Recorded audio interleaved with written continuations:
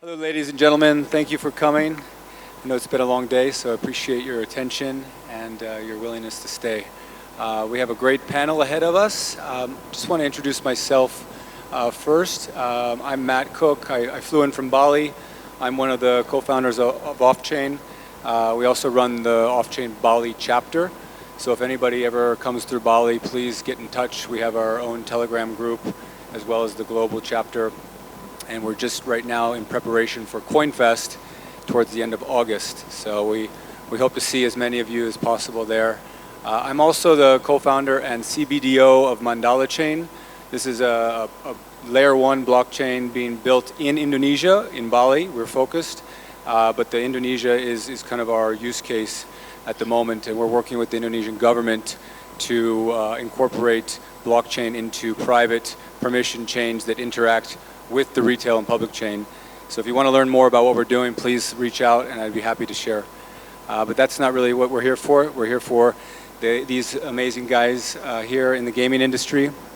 So without further ado, maybe we just go down the line and we introduce each other, or you go ahead and introduce yourself. Yeah, thank you. Hi, GM everyone. Hello, wake up. Okay, I know that everyone has got a great lunch, trying to stay awake with a large amount of coffee, all right? So my name is Jeremy, Malaysian. Actually, I've been involved in the gaming scene since the Nokia game days. So that was actually where I started to do games. Had a bit of hiatus, but I'm back now doing some mobile games. So my project booth is out there. Want to know more about project? You can ask out there. Right, thanks. I think we should give a round of applause to Jeremy as well, right? To wake everyone up. I haven't had my coffee yet. So, hi guys, my name is Thomaz. I am based in Korea. I am actually Malaysian as well. So I've been around, just came back like 3 years ago, I think, around there. Met Matt in Bali as well. Bali is a cool place. You got to check out CoinFest. I'm a co-founder for Tales of Aleko. We have a couple co-founders and advisors, and yeah, we make music games, entertainment. Hey guys, good evening. For those of you who are here, my name is George. I am the weirdly titled countries manager of the Sandbox because I manage more than one, so they didn't want to list everything out, so it's fine. I also manage Southeast Asian partnerships. For those of you who are not familiar with the Sandbox, we are one of the very few billion-dollar valuation metaverses based on our latest funding round, and we work with more than 800 brands, IPs around the world. Yeah, that's from us. Thanks. Hey guys, my name is Ian. Yeah, I think the introduction earlier kind of like broke it all down. Co-founder of Lydian Labs, we're an agency turned incubator, and we went on the tumultuous ride of organizing Malaysia Blockchain Week for you guys. So be there tomorrow for the next 2 days. There's going to be interesting stuff coming up. But yeah, grateful to be on this panel with this great panel. Thank you, guys. Okay, now that we know everybody, we'd like to go a little bit more personal before we start to get into the weeds of the gaming. As Sue alluded to earlier, it's all about people here. So we'd love to know each and every one of your stories and how you actually got into gaming. Everybody has a different background and a different story. It's always interesting to see how you arrived where you are. Actually, I actually studied games. So surprisingly, my degree is actually software engineering and games design. That was my degree. But then again, this was N90s. We were a lot of experimenting. If I remember correctly, Malaysia only had like 2 different game development companies. There were a lot of publishers out there bringing games from China, from Korea, the MMOGs. Back then, I think there was only like two game companies. One were developing Game Boy Color and Game Boy Advance games. Later on, they pivoted into more consoles. The other one is building a MMOG. If you remember Wong Online, yeah, that's the company. So I actually saw the gaming industry grew from starting off a IGDA chapter in Malaysia. I've seen the people rallying in. Back then, we don't really have job securities. If you want to stay in the games industry, you need to practically just jump in. Of course, later on, the inherent growth of Java games. You remember Nokia days? The color games that you buy using SMS, the 5 ringgit, the 8 ringgit. So I was doing that as well. Building on J2ME, we have 64 kilobytes of memory, of data, inclusive of sound, graphics, fonts, everything. 64 kilobytes. So that's all we had to work on. These days, a game is more than 64 megabytes. So I started off from there. Optimization is where we had to grow from. So yeah, so that's my story. Right.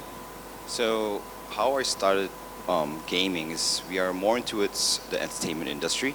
So we were always passionate about tech and entertainment. So my journey started from music and dancing, actually. So I'm a dance choreographer based off in Korea. I've worked for concerts, music videos, K-pop artists. I think most of the Korean artists that you have seen, I have done. The new ones might be my student. I'm actually quite old, so older than I look, right? So definitely not 20s. So like TXT, if you know BTS, then you know Big Hit Entertainment. Big Entertainment's second generation is TXT. Yeonjun is my student as well. There's Card, the two guys, it's my student as well. And we work with a lot of artists. And I told myself, like, how can we bring music into tech? Mass adoption, gaming. So there was no brainer, right? Because entertainment is eyeballs. Everyone watch you. So how can we get the eyeballs towards gaming? By putting music in. That's why we decided to build a music game on top. Really quickly, Sandbox is actually my first gaming gig. So I don't have a lot of experience in gaming, but I thought I'd share that it's interesting, but blockchain industry is the space where I got into all the industries I loved. I love gaming. I have no background in gaming, but I now manage a gaming company for various countries because of blockchain. Similarly, when it was finance, I got into finance. I'm not trained, but I've done more in finance than many people have because of blockchain. So I think that was one of the beauties of being in this space. I could realize a lot of what I loved, even though I was not trained by it, and I could outperform many people as well. So there. Funny how the panel's kind of like arranged in such a way that it's experience-based. My background is kind of odd. I think would be the oddest of everyone here. I'm a medical doctor by profession, and I got the opportunity to actually invest into a esports marketing agency. I was running it for 7 years, working together with the likes of Tencent Games, Riot Games, Blizzard, Activision, Bandai Namco, you name it. I probably have worked with them before on some form of online or on-ground activation, and pivoted into Web3, and gaming was my gateway drug per se. I was one of those that jumped onto the Axie Infinity bandwagon, started as a scholar, started a scholarship, graduated from all that, and then decided to replicate the whole agency model from the Web 2 side of things onto the Web 3 world. And it's been a great journey so far. Looking forward to all the games that are actually in the pipeline awaiting launch. So, yeah. Awesome. Thank you very much. Yeah, it's very interesting to think about. Obviously, gaming has significant potential to bring in mass adoption, and everybody's anticipating the iterations to to continue to work us towards that tipping point. And I would say, for us in Indonesia, working with the population there and this young tech-savvy generation, it's definitely very promising. And if we can tap into that with some of the things that you guys are doing, it is exactly what crypto needs. So I would say, or crypto, Web3, and blockchain, I would say that for me personally, the narratives, of course, right now are AI and all of these other sectors, but the sleeping giant we all know is gaming, and it's it's getting ready to really burst. So very exciting. So guys, the next question I have for you is what is a story that you can share about your first interaction with using a blockchain-based game, that you can kind of share and highlight how that experience was. Sure. Actually, talking about tipping point, right? I remember the gaming industry back when it was a $6 billion industry. Today is 250 billion. So, actually, the first kind of game that I encountered was actually in Tezos. Right? I saw people playing, but the game that I actually started playing a little bit more was Axie Infinity, and I can tell you now, my impression wasn't great. It's actually an advanced rock paper scissors. To put it in a simple form, it's actually RPS in that so many words. So at that point, I kind of realized that the people there are not for the game. Very simply put, that's my realization, and that was why I started. My advocacy was never about playing to earn. So that has never been my playbook, and that gave me a lasting impression. An RPS game that can grow until I don't know how much was the market cap. So that impresses me, but at the end of the day, we kind of know that it's not going to last forever. Yeah. Right. For integration of blockchain, I think my peers here would speak better instead of me because my game actually just launched today. Yeah, thank you. But thank you.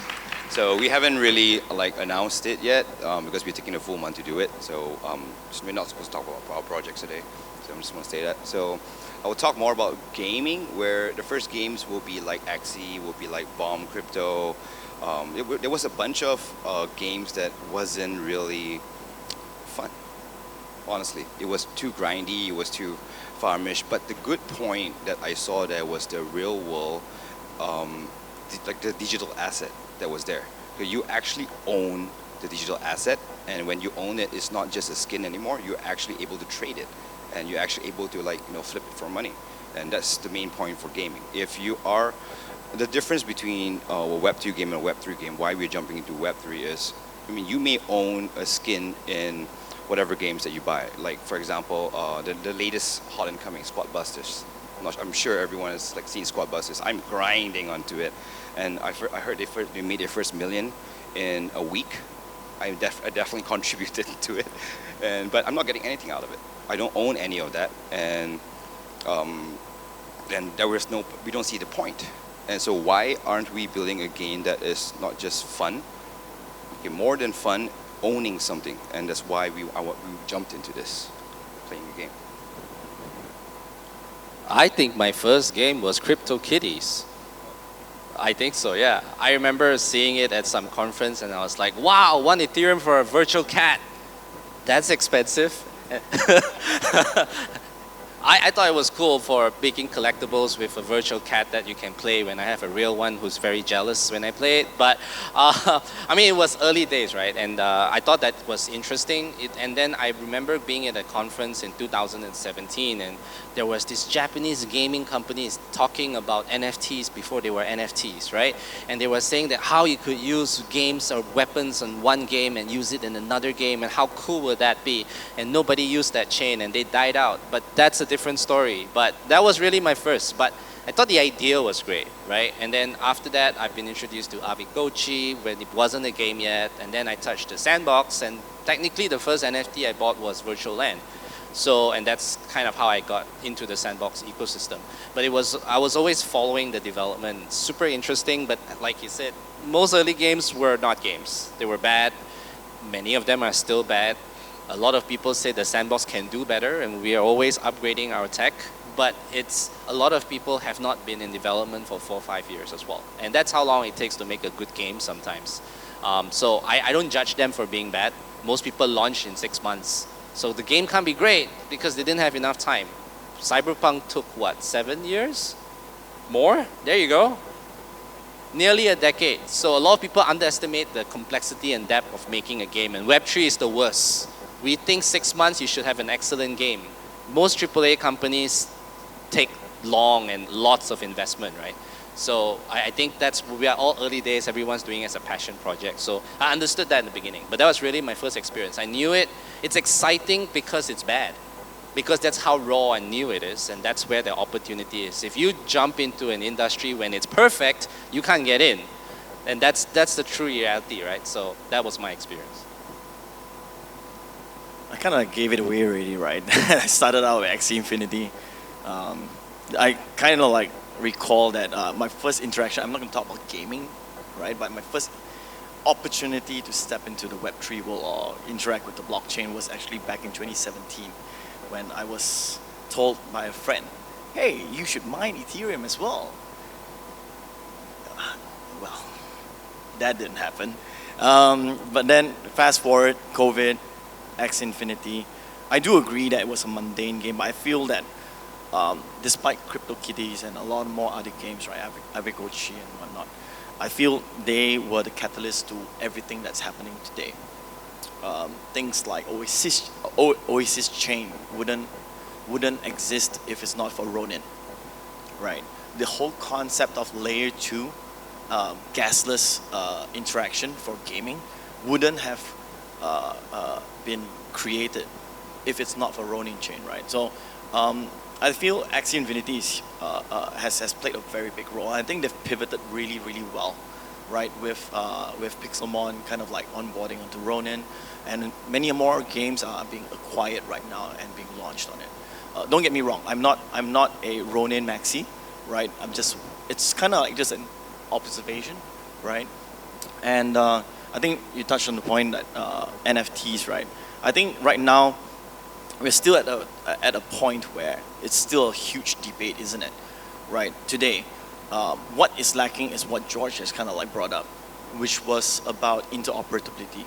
That is the true value. I think we had a chat before, right? And I was saying that it's the holy grail of gaming right now. That's what's lacking. That is what creates true value in every single NFT that's being bought for gaming. Every single asset, being able to use it cross-platform, cross-chain, that is something that no one has been able to attain or to answer thus far.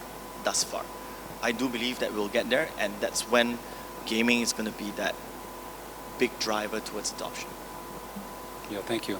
It's a great point. I think that leads us right into our next topic, which is, what do you guys think is going to be the main factors, the key factors that will drive this mainstream adoption and allow it to happen? And what are the challenges that developers are facing in order to alleviate these barriers of entry to traditional Web 2 gamers? So I guess that's the so-called. So the thing is, when you call yourself a blockchain game or you call yourself a Web3 game, frankly, it's kind of self-limiting. I'll be very honest in that. So if you're gonna call a game is a game, doesn't matter whether it's PC or console. You never go and differentiate. This is a game. This is a platformer. You actually choose to differentiate between genre rather than the actual hardware that you need to play. So I'm gonna advocate here. If you're gonna build a game with NFTs and whatever not, just call it a game. Don't call it a Web3 game. And the blockchain or the Web3 users, whether it's there's some tokens or some NFTs or some future technology, is best to be invisible to users. Now, these Web2 users, they are not there because you are Web3. They are there because they like your game, it's fun.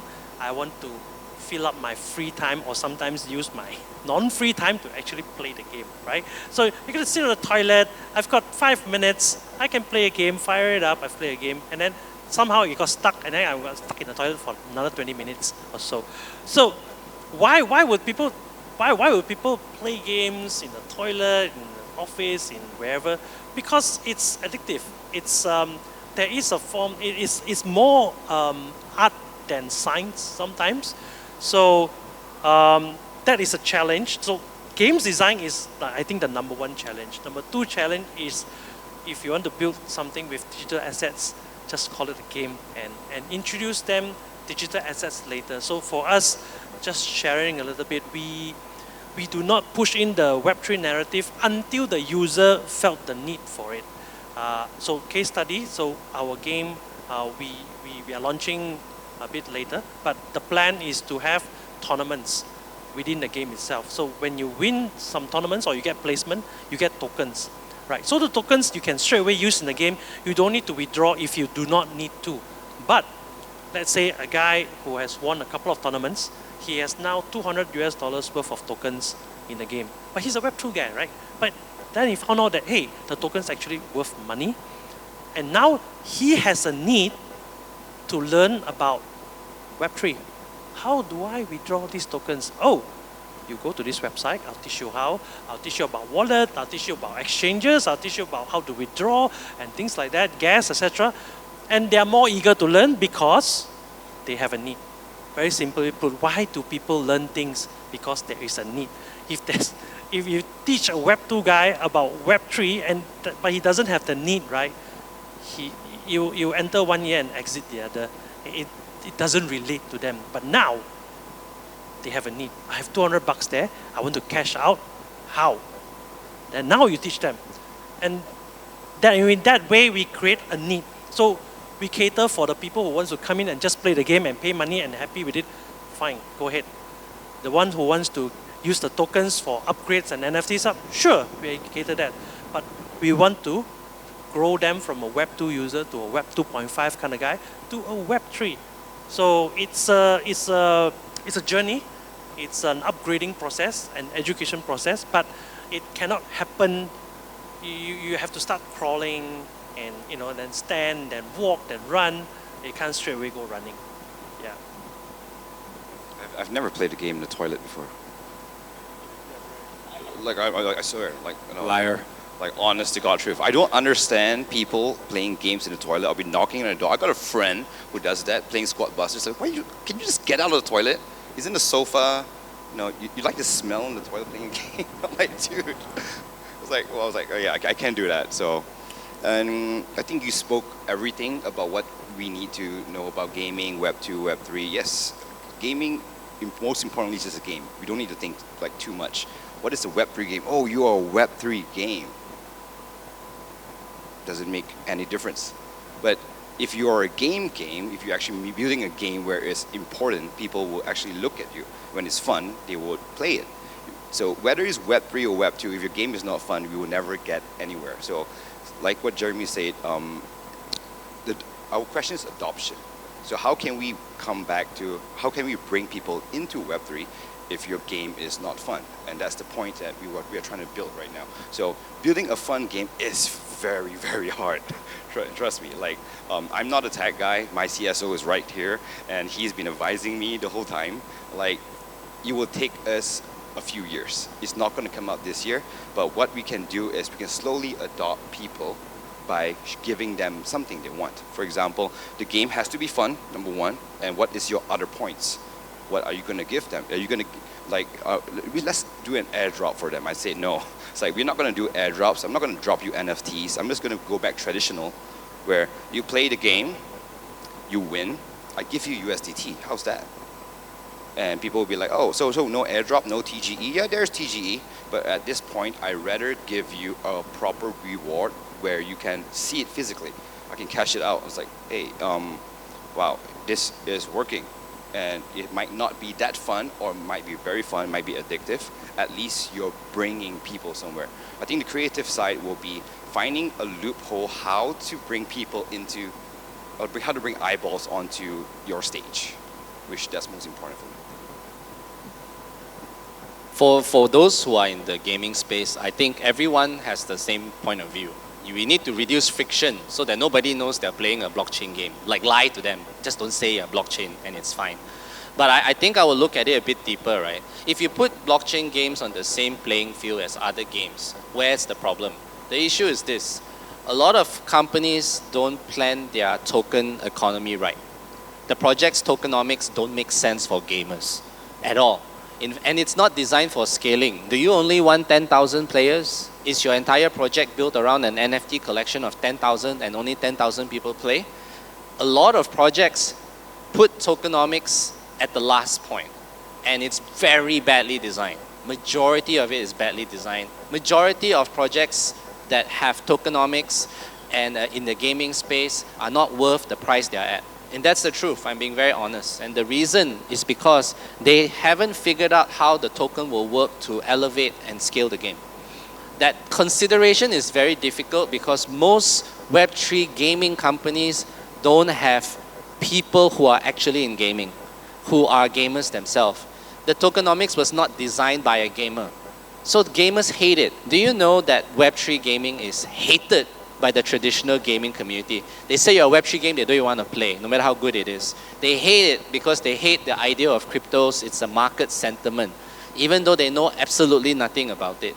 But if it's fun, nobody will care. I give you a very clear example. A lot of people are playing mobile games now, which are actually crypto games, but you don't know it. If you love anime, one of it is Ni no Kuni. If you've played that on your mobile phone, Ni no Kuni, I think it's by Netmarble, is a crypto game, but it's hidden. You got to access it only on the desktop. But they've designed it in a way that the mass market doesn't even know, doesn't have to care, and they can enjoy the game, right? And it doesn't affect the tokenomics of their token as well. So that is the kind of consideration. Is it great? I don't think their implementation is perfect, but that is a step forward. So if we want to have mass market adoption, we need to make it so that it makes sense for the gamer. And then they'll come, and of course it has to be a good game and all that. And a lot of people wonder why so much attention on gaming. Actually, a lot of the market looks down on gaming. If your kid wants to go into the gaming industry, most parents will feel very sad that you're not a doctor, right? But do you know that the gaming industry, he chose wrong. Sorry, man. But the thing is, why gaming is so important to this space is because the gaming industry is bigger than the music, movie, entertainment industry, sports industry combined. That's the size of the gaming market. So if you want mass adoption, gaming is the secret sauce. But yet the industry still looks down on gaming. Yet there's more money in gaming than every other industry combined. So, and that's why we need to do this, because that's where mass market adoption will happen. All good, all good. I did practice for 7 years, just saying, before being offered the opportunity. But anyway, with that being said, so I want to bring up 3 points, right? My first point is more of an observation as an agency when we deal with a lot of gaming projects. I feel that there's a lacking of, I agree with George about tokenomics, but beyond that, I think something more critical is understanding product market fit. This is the key questions that VCs will ask before they invest into you, right? And I feel that a lot of games fail to raise because they do not understand this simple point. Today, if you're launching a PC game, where's your target region? What's your target audience? If you're doing a mobile game, where should you go, right? I mean, lacking of a better term, is about milking the cow, isn't it? Right? You want to go to the place where you know for full fact that your audience is definitely going to kind of like, I see this game, looks interesting, woo, beautiful trailer, pre-register, right? I think that's lacking in founders in the gaming space, right? The second point I want to make is more on the game design side. I think it's a lacking of understanding psychology on how and what drives a gamer to even want to play a game. What defines a good game? It's a subjective question, isn't it? A game that I love may not be what all my fellow panelists here like, right? So understanding that dopamine fix, right? Or the endorphin fix, sorry. How do you actually appeal to the audience that you want to cater to? Which ties back to my first point. I think gamers don't, I think game project owners do not understand that. And I think Tales of Aleko is something that is going to be quite interesting because it's tapping into two worlds. It's about gaming and it's about music, right? I think for Shield games, right? Toyland Defense, it's tapping into that quick-paced game, competitive gaming, right? And they're both I'm assuming Tales of Aleko is going to be available on mobile. Yeah, both on mobile, and the target market itself is Asia. It's like seamless, right? And the third point is obviously on the tech side. How do you make it? I feel that this discussion about Web 2 and Web 3 is so. I'm sorry, but I feel that it's annoying, because I come from the traditional world, right? I feel that why should there be a divide? Since day one, playing Axie Infinity, I've always thought, why is it that way? Right? Today in Malaysia, you use touch and go. You use an e-wallet anywhere that you're from, right? Do you ask how it works? No. So why is it being magnified?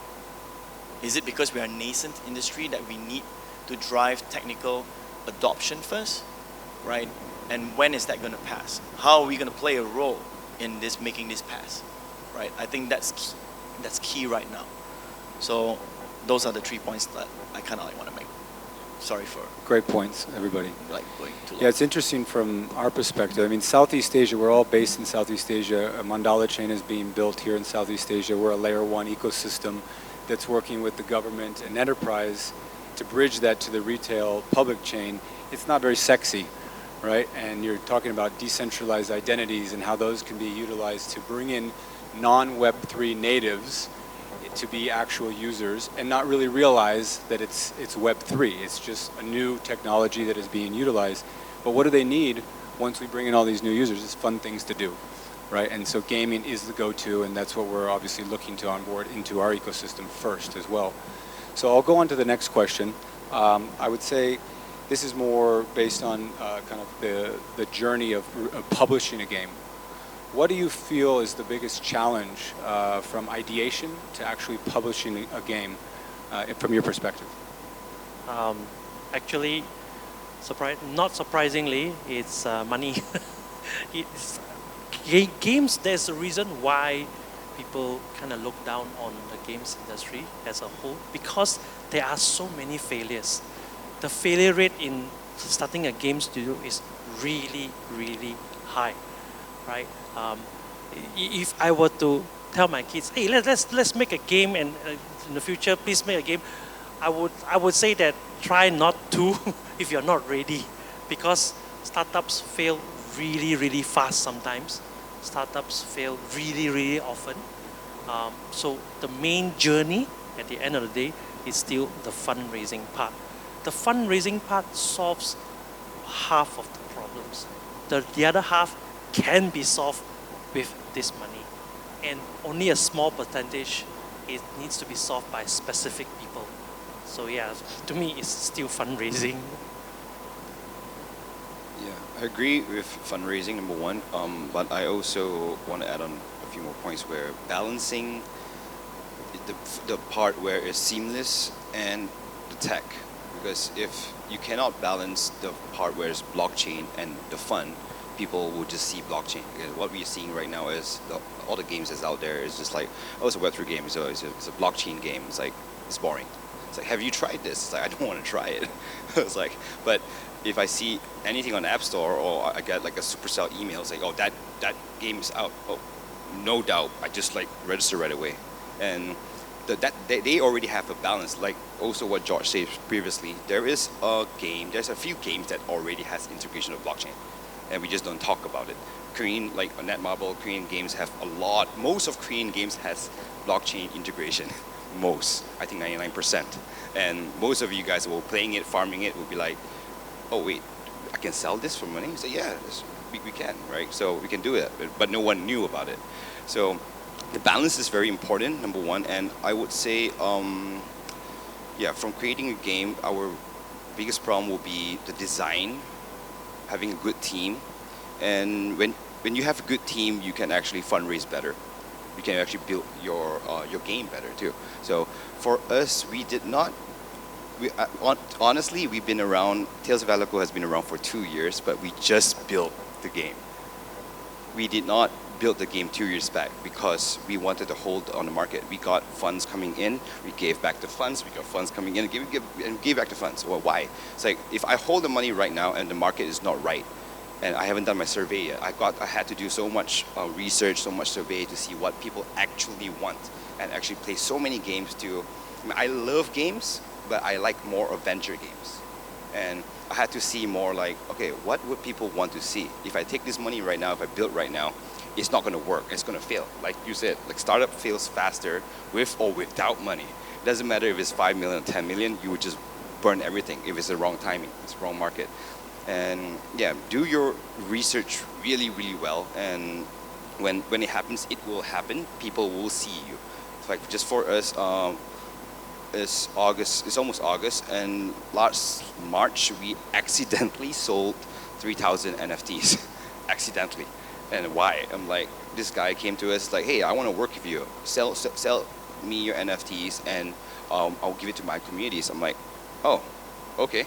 So we accidentally raised, and we accidentally had to, okay, right now it's time to go out, and that's how we got out.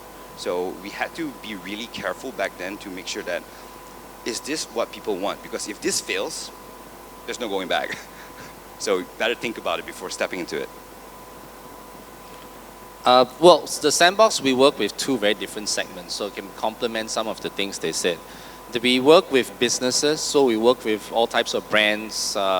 We like to say Gucci's on us, you know, we work with sporting brands, Playboy's on us, we've got anyone, we've got Korean dramas, we've got a whole bunch, right?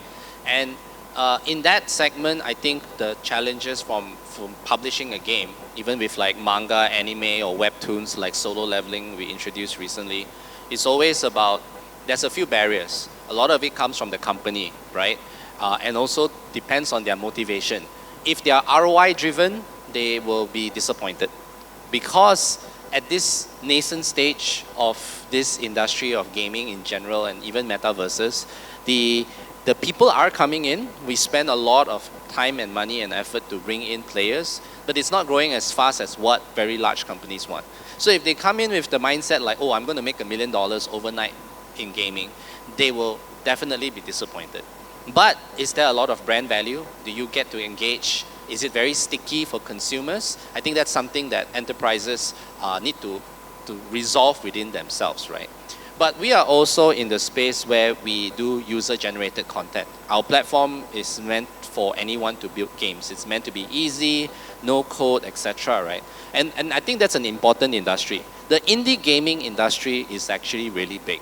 Some of the most famous games were created by one guy. My favorite's Vampire Survivors. I've played that thing to death. Every DLC, completed every mission in Vampire Survivors.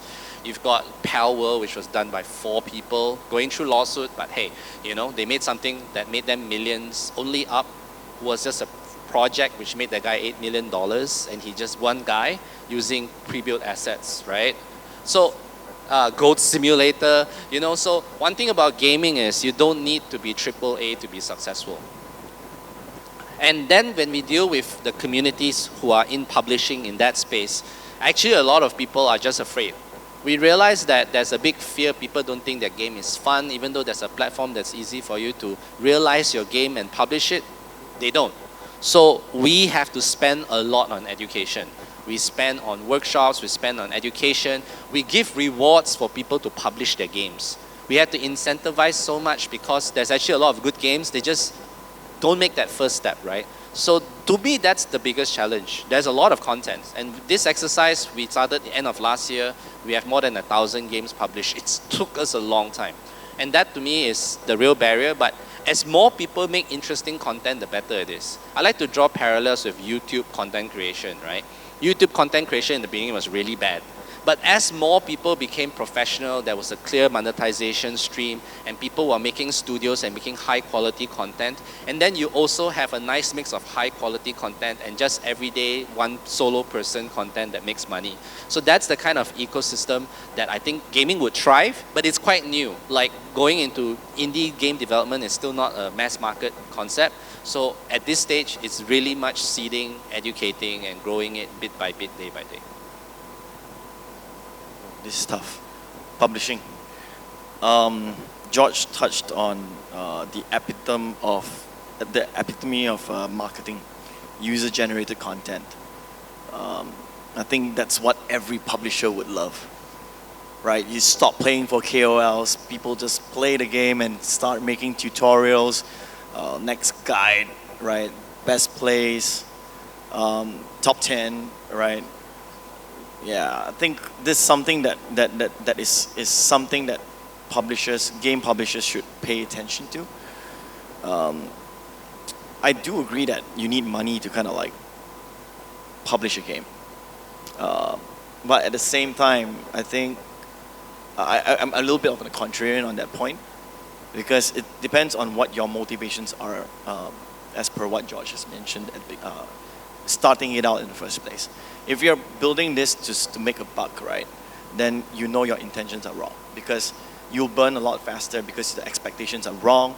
Your pitch to your investors will not be right, because they will think that if I invest in you, I can get money back return even faster, right?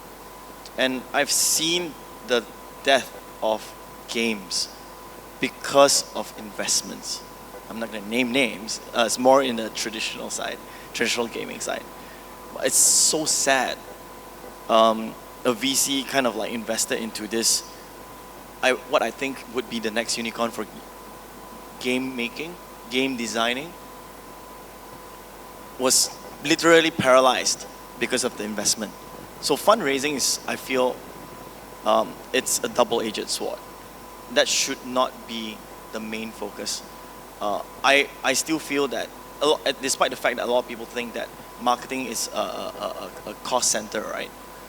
I think there's many smart ways to kind of like do that, right? And it kind of like builds on everything that I've said before, right? Understanding the market, if you are going to the right market, building the right partnerships with the right communities, that kind of like gives you a lot of free runway in terms of like pushing it out, right? And once you have gained your audience, 3,000 NFTs just went off, right? Because they have spent 2 years, right? Seeding, being patient, right? Let me see. Okay, I need to tweak this a little bit more, cater to the right audience. Okay, these guys, I think I can get them. Let me tweak a little bit more so that I can grab them. And from 5K followers on Twitter, let's just use Twitter as an example, right? 5K, 10K, 15K, 20K, right? And you kind of like snowball from there, because people are going to start talking about that. And that's when you go raise. Raising from the get-go with an insane valuation does not make sense, right? And that plays into the tokenomics, right? All game studios are thinking that, oh, I'm gonna raise 40 mil valuation based on what? Nothing, right? So I think that's something to take note. I think that's something that a lot of founders need to kind of like be aware about. Great stuff. Thank you, guys. It's been a real pleasure. I think we're running out of time here. Ian, George, Thomas, Jeffrey, thank you for your time and your insights.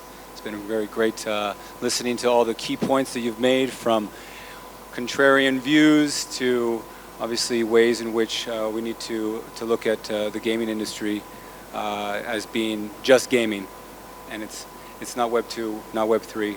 So thank you very much. Looking forward to seeing what you guys are all going to be doing this cycle. And thank you all for your time. Take care.